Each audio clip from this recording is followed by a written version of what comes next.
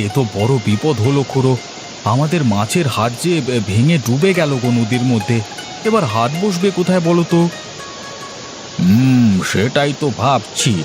ছাতু সমাদ্দারের একটা জমি আছে বটে নদীর ধারে, কিন্তু সে কি আমাদের সেখানে হাট বসাতে দিতে রাজি হবে? তাহলেই তো হয়েছে।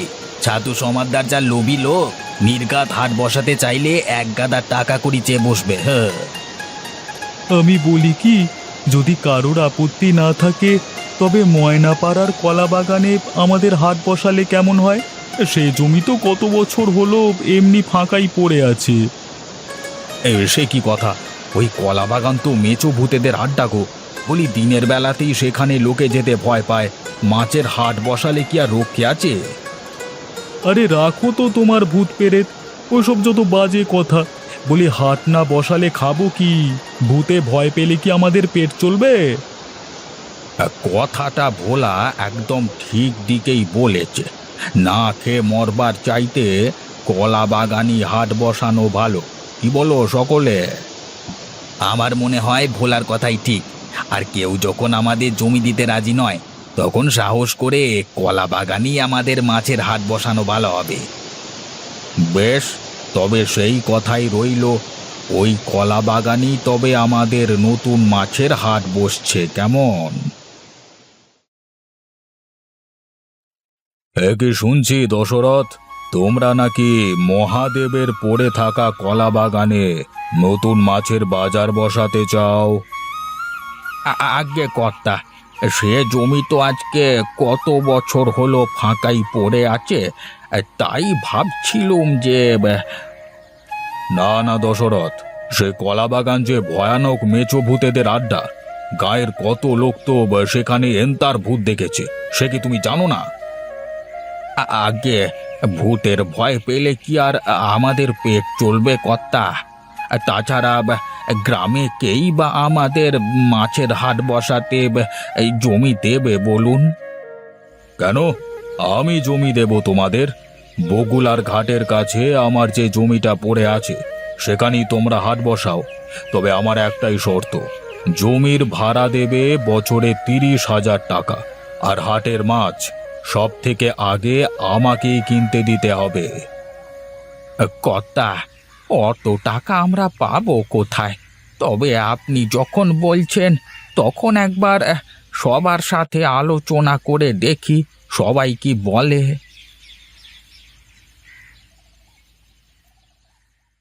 খুড়ো, এত রাতে এই কলা বাগানে আসা কি ঠিক হলো? সবাই যখন বলছে এটা ভূতেদের আড্ডা, তখন একবার নিজের চোখে দেখাই যাক না সত্যি কিছু আছে কি না এখানে। দিনের বেলা এলে হতো না? আমার তো কেমন গা ছমছম করছে গো খুড়ো, বাবরে ভয় করছে। তুই একটা ভীতুর ডিম। বলি, ভূত টুত বলে কিছু থাকলে এতক্ষণ কি সে আমাদের সামনে এসে হাজির হতো না? বেটা আহাম্মক! কেন, ভূত কি তোমার কেনা গোলাম নাকি, যে তুমি চাইলেই তারা তোমার সামনে এসে হাজির হবে? কে কে কে কথা বললো? ওরে বাবা, কে কথা বললো? আমি, মেচো ভূতেদের সর্দার। শিগগির তোরা এই জায়গা ছেড়ে পালা, নইলে দুটোরই ঘাড় মোটকে নদীতে ফেলে দেব, বুঝলে? গো, চলো পালা এখান থেকে, ভূত! সে তুমি ভূতেদের সর্দারি হও আর যেই হও, কাল থেকে আমরা এখানে মাছের হাট বসাচ্ছি। যদি কোনো গোলমাল পাকাও তো কেষ্ট গুনিনকে ডেকে এনে তোমাদের সব কটাকে এখান থেকে ঝেঁটিয়ে বিদে করব, মনে রেখো। হ্যাঁ, কি বললি? মাছের হাট বসাবি? বাবা বাবা, এটা তো ভালো কথা রে। তা বসা বসা। আরে মাছের হাট বসালি আমাদের কোনো আপত্তি নেই, শুধু একটাই শর্ত বাবা, এই হাটের নাম রাখতে হবে আমাদের নামে, মানে এর নাম হবে মেচো ভূতের হাট। আর প্রতিদিন আমাদেরকে 30 কেজি করে মাছ ভেট দিতে হবে, ব্যাস। আর এ কথার যদি হেরফের হয়েছে, তবে তোদের এমন অবস্থা করব যে ঠিক জালে পড়া মাছের মতোই ছটফট করবি। ওরে বাস, সে কি গলার আওয়াজ! ভাবলি আমার এখনো গায়ে কাঁটা দিচ্ছে। না খুড়ো, ও জমিতে আমাদের হাট বসানো ঠিক হবে না, বুঝলে? তাছাড়া ভূতেদের নামে হাট বসালে কি আর সে হাটে ব্যবসা হবে? আর কোথা থেকেই বা আমরা রোজ রোজ 30 কেজি মাছের যোগান দেব? না খুড়ো, আমারও মনে হয় কলা বাগানে হাট না বসানোই ভালো। বরং ননী দত্ত যা বলেছে তা মেনে নিয়ে ওই বগুলার ঘাটের কাছেই হাট বসানো ভালো হবে, বুঝলে? কিন্তু ননী দত্ত যে জায়গা দিচ্ছে আর প্রথমে মাছ কেনবার কথা বলছে, তার মধ্যে কি একটা মতলব কিছু আছে বলে মনে হচ্ছে না? সে হলো ঝানু ব্যবসায়ী। এমনি এমনি সে আমাদের উপকার করবে বলে তো মনে হয় না। সবই তো বুঝলাম, কিন্তু কলা বাগানে হাট বসালে তারপর যদি কোনো গন্ডগোল হয়? কোনো গন্ডগোল হবে না, আমি আপনাদের সাহায্য করব। তুমি কে বাবা? তোমায় তো এ গ্রামে কখনো দেখেছি বলে মনে পড়ে না। আমার নাম রাখাল বৈরাগী। আমায় আপনারা চিনবেন না। আমি থাকি আপনাদের প্রতিবেশী গ্রাম গোলকপুরে। আমি জানতে পেরেছি কলা বাগানের ভূতেদের সর্দার আপনাদের ভয় দেখিয়েছে। আপনারা গরিব মানুষ, হাট না বসালে আপনাদের চলবে কি করে? তাই আমি অত দূর থেকে ছুটে এসেছি আপনাদের সাহায্য করতে। তুমি এতটুকু ছেলে, তুমি পারবে ওই ভূতেদেরকে শায়েস্তা করতে? পারি কি না পারি আপনারাই দেখে নেবেন। আমি আজ রাতেই যাব ওই কলা বাগানে, আর আজকে রাতেই ওই ভূতেদেরকে আমি গা ছাড়া করব। আপনারা যদি কেউ আমার সঙ্গে আসতে চান তো আসতে পারেন। না বাবু, ভূতেদের হাতে মরবার স্বাদ হয়তো তুমি একাই যাও, আমরা কেউ যেতে পারবো না তোমার সঙ্গে। উড়ি বাবা, কালকে যা শুনলাম। আমি যাব তোমার সঙ্গে। একা একা তোমাকে ওই বাগানে যেতে দেওয়া ঠিক হবে না।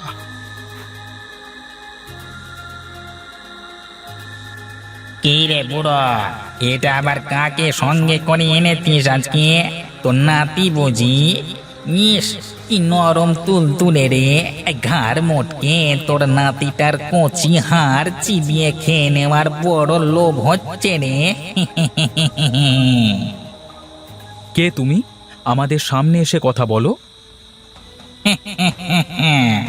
ওরে, সামনে এসে দাঁড়ালে তো ভিড় মিখে যাবি রে।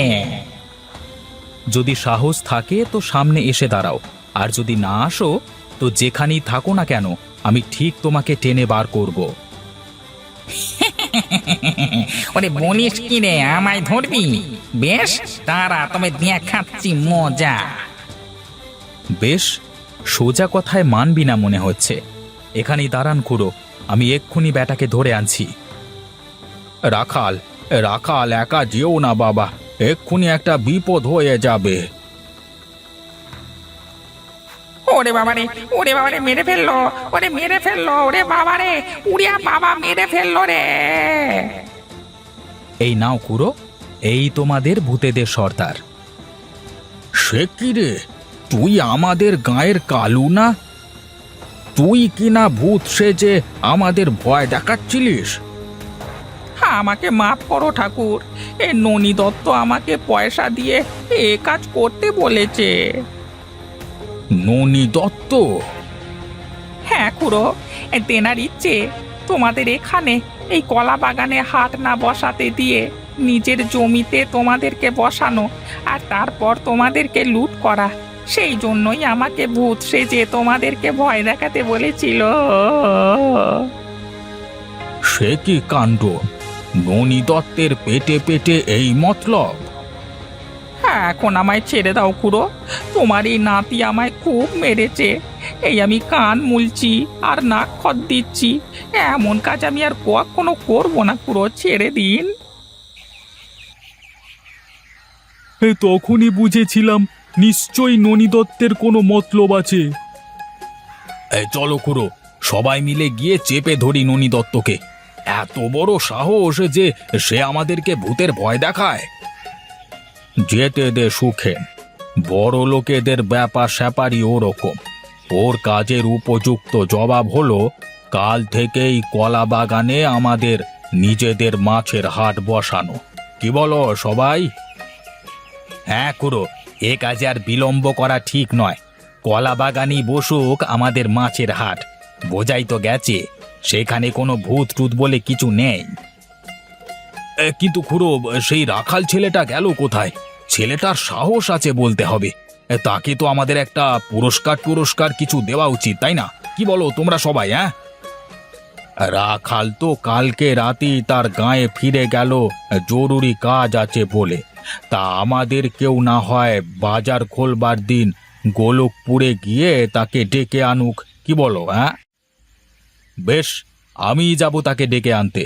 গোলকপুরের রাখাল বৈরাগী আমার মনে আছে।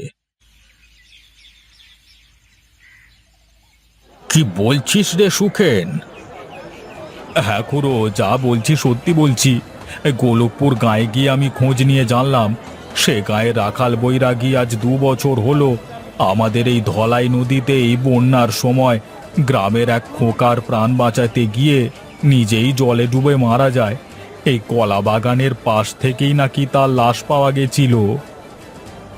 অবাক কাণ্ড সুখেন, মরবার পরেও দেখছি সে লোকের উপকার করতে ভোলেনি। আহা, বড় ভালো ছেলে ছিল গো। খুড়ো, রাখালের জীবনের কথাটা শুনে অবধি আমার মনটা বড় উদাস হয়ে আছে গো। এখন তোমরা যদি রাজি থাকো তো আমি বলি কি, সে যখন মরার পরেও আমাদের জন্য এত বড় উপকারটা করলো, তখন আমাদের এই মাছের বাজারের নামটা তার নামেই রাখা হোক না কেন, কি বলো? এ বড় ভালো কথা বলেছ সুখেন, হক কথা বলেছ।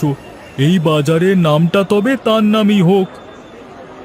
বেশ, তবে সবার সম্মতি নিয়েই আজ থেকে এই বাজারের নাম রাখা হলো রাখাল বৈরাগীর হাট।